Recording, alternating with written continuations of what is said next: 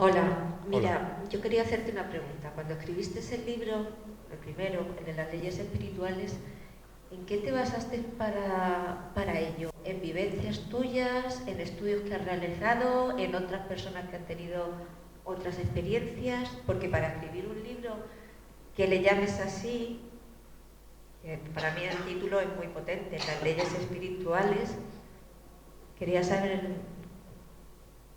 cómo lo hiciste.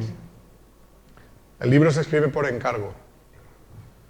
El título lo pusieron los hermanos que pidieron que se escribiera el libro.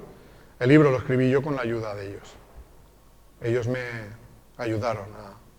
Yo hacía las preguntas y ellos iban contestando.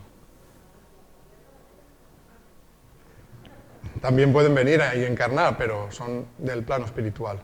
Lógicamente, como esto es difícil de aceptar, ahora ya me da igual decirlo, pero en su momento, pues, antes de que el libro fuera conocido, yo no quería que la gente se leyera el libro sin analizar el mensaje en sí. Entonces me daba igual que la gente pensara que era cuestión mía, de mi mente o de lo que yo pudiera haber averiguado por estudios científicos, o que fuera una fantasía. Yo quería que la gente se leyera el mensaje y luego ya decidiera. Siempre me ha dado igual. Quiero decir, no espero que nadie se crea que es una ayuda del plano espiritual. Cada uno puede pensar lo que quiera. Pero ya que me lo preguntas, pues te contesto la verdad. Es un libro escrito. Digamos, yo he metido la información, pero esa información viene con ayuda de los hermanos del plano espiritual. Y ha llegado de diferentes maneras.